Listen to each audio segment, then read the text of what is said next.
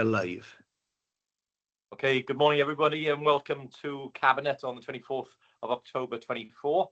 We'll start with apologies for absence first, please. Are there any apologies for today? No apologies, Leader. Okay, thank you. We'll move to disclosures of personal or prejudicial interest. Are there any to declare this morning? Councillor Smith. Item 7, member of the local authority governor appointment panel. I've got dispensation to speak but not vote. And then item 17, personal interest director of the Wales National Pool, council appointed. Okay, thank you. Any other declarations? Councillor Francis Davis. Yeah, item 17, director of the Wales National Pool. Thank you very much. And any others? Yes, Leader, can I declare an interest as well in agenda item number 17? My husband's been involved in providing the advice on the consultancy aspect of that project, but it's a personal interest only. Okay, thank you. Any other interests to declare? If not, thank you all. We'll note those and move on to the minutes.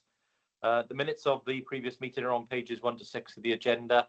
I've not had any requests for any amendments, but happy to take any if there are any. If not, I'm happy to move. Could I ask for a seconder, please? Happy to second. Thank you, Councillor Hopkins. All in favour of the minutes? If you could show. Thank you all very much. That is agreed. Announcement to the Leader of the Council. I have no announcements for this morning's meeting. And we'll now move, therefore, to public question time. Mr. Evans, have we received any questions from members of the public or any members? No members of the public, Leader. Okay. We'll go on to councillor question time then for the open part of the agenda. Are there any questions from councillors? Councillor Holly. Thank you, Leader. Thank you very much. I want to ask a couple of questions. The first question is on the item 13, the exclusion of the public. I can well understand when we are talking with regards to anything that's to do with our commercial activities, anything to do with insurance issues or any issues to do with finance. The one that really I can't understand is the item 16, the redevelopment of the Palace Theatre. Having toured around it on Tuesday as part of the scrutiny function, it is quite clear that it's now on the verge of completion. It's only soft furnitures that are going in. I understand, having read the FPR 7, that we're on completion. So I was wondering whether or not, why is this in the closed session of this council meeting, of this cabinet meeting? Thank you, Councillor Holly. I believe we haven't completed all of the necessary contracts on this one and all the financial arrangements yet. I'm not sure whether that response, to give you a full response, can be given in open session, but I'll go to the Chief Exec and to the Cabinet Member and Legal Officer if any wish to add anything at this point. Yeah, thank you, Leader. Yes, it's probably easier to go into a bit more detail in closed session, but I think the commercial sensitivity of the fact that the contract details will not yet have been agreed with the contractor would be the primary reason as to why it's suggested being held in closed session. Okay, thank you, Leader. The other question I was on 12. I don't want to go into the history of this particular site because it's painful for everyone. But what I would like to ask is, now that we are having a grant from Welsh Government, what is the future intention of this site? Because it was a temporary, as a temporary site, and as I say, I'm not going into the history of it, but it was a temporary site, and I'm wondering, given that we are having this grant, would that then basically make it into a permanent site, or are we retaining it as a temporary site? I'll go to Councillor Lewis. Yeah, thank you, Leader, and thank you to Councillor Holly for the question. The situation is that the family has lived there for such a long period of time that they now have a certificate of lawfulness where they have a right, a legal right to remain at that site. So in effect, the grant is not making the site permanent, but their legal right to remain is making the site permanent for them. What the grant does, it enables us to expand the site, taking into account the families and the children growing up and wanting a pitch for themselves. So the grant is an enabler to expand the site, which is now effectively no longer tolerated, but is permanent. Thank you for the answer, Councillor. Thank you. Yeah, thank you, Councillor Holly. I think, as you say, it's a long history on this one. I think dating back to the initial interchanges between, I think yourself, Councillor Haig, I think it was at the time, and some of the families there. So it is a long history on this one. Anyway, we'll move on. It is a long history, Leader, and a very painful one. So, Okay, we'll move on then to item 7, which is local authority governor appointments. Councillor Smith. Thank you, Leader. It gives me great pleasure to move the report and thank all the volunteers that have come forward for this important and yet voluntary role that people perform. And it gives me great pleasure to thank them as well for the work they put in. So happy to move, Leader. Thank you very much, Councillor Smith. Agree totally with your comments. I'm very happy to second the report. Can I ask, are there any Cabinet members who wish to ask any questions or make comment on the report? If not, if you can show if you're in favour, please. Thank you very much. Okay, Mr. Evans, I believe that was unanimous. Yeah, that was unanimous, Leader. Thank you very much. Thank you, colleagues. That report is agreed. We'll move then to item 8, which is social services capital plan. Councillor Gibbard. Thank you, Leader. This report to Cabinet today outlines the intended social services capital development programme for the next 4 years. The report has 3 sections which seeks to update and housekeep really the current capital programme by closing and removing projects in section 2.1 to 2.6 which are historic and have been completed, and then in sections 2.7 to 2.12 it is about renaming and reprofiling existing capital projects that are in progress and will remain in the capital programme for 24 to 28. The financial envelope for these elements is already included and there is no further draw on the wider council capital programme. The report also identifies projects that are new and need to be added to the programme. That's in section 2.13 to 2.19. And these projects in the main seek to enhance our existing capital assets to maximise use and occupancy within our communities across adults and child and family services. This is largely utilising Welsh Government social care funding streams, which are the Housing with Care Fund, the HCF, and the Integration and Rebalancing Capital Fund, IRCF.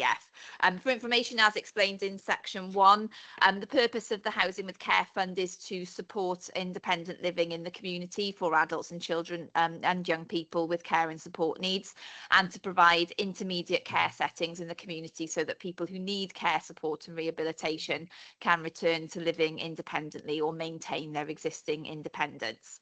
The Health and Social Care Integration and Rebalancing Capital Fund, the IRCF, has been established to support a coherent approach to planning co-location and integration of health and social care services within the community across Wales, to support the rebalancing of adults residential care provision by increasing delivery with the not-for-profit sector, and finally to support the elimination of profit from the provision of children's residential care.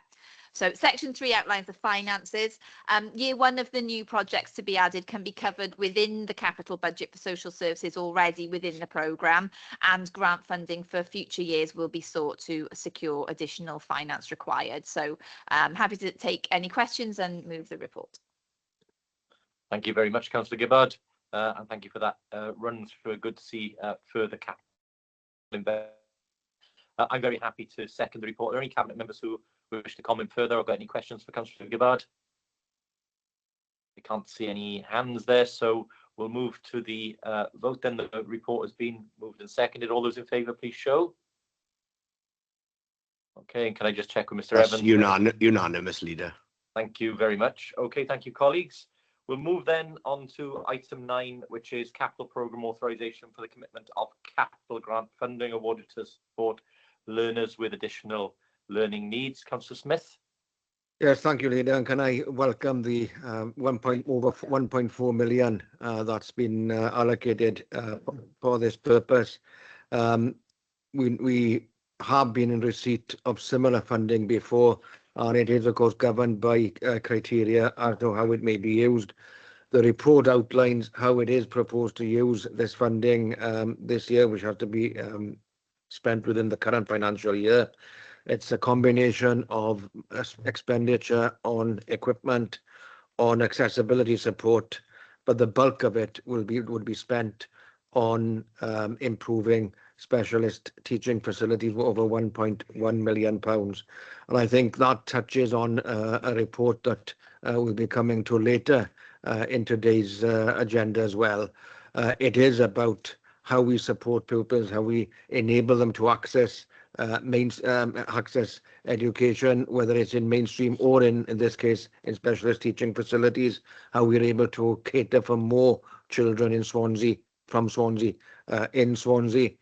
And I think it recognises as well that this is an iterative process that develops as needs develop. And again, that's something which I hope to come to later as well. So it gives me great pleasure to move this report, Leader, this morning.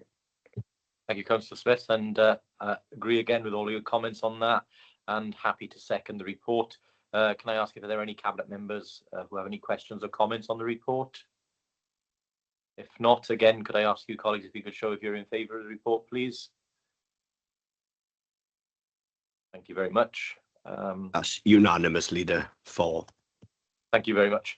We'll move then to item 10, which is Financial Procedure Rule 7, Additional Capital Maintenance Grant for Schools 24-25.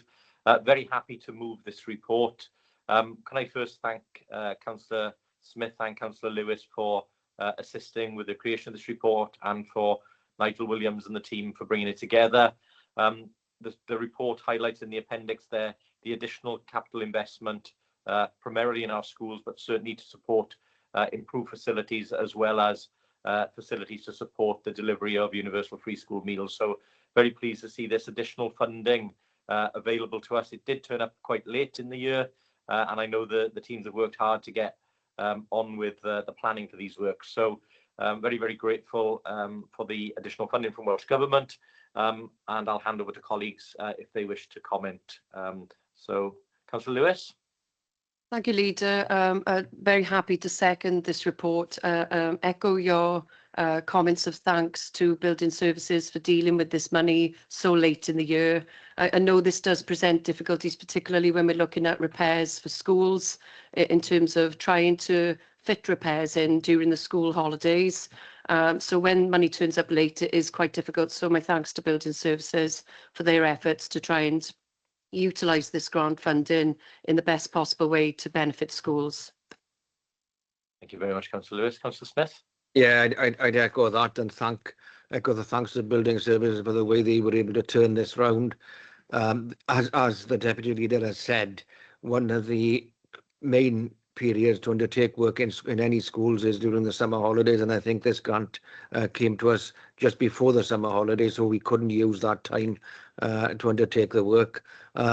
Nevertheless, I think we've been able to identify a number of schemes that can be delivered within the timescale of this funding, and that includes work to improve facilities, enable the delivery of universal free school meals, a clear priority for Welsh Government, and something which has led to significant investment, don't forget this, in catering facilities in school, and much needed investment and upgrades to catering facilities in school. So I welcome this funding this morning, Leader. Okay, thank you both very much. Are there any other Cabinet members who wish to comment on this report? If not, the report has been moved and seconded. Again, could I ask colleagues to show if they're in favour of the report, please? That's unanimous. 4, Leader. Thank you very much, colleagues. Thank you, Mr. Evans. We'll move then on to item 11, which is the accessibility strategy for schools. Councillor Smith. Yes, thank you, Leader. Me again, I'm afraid, and you heard me mention a reference to this report earlier on the agenda. Gives me great pleasure to move this report and to thank the officers, in particular Audrey Jones, who prepared this report for us this morning.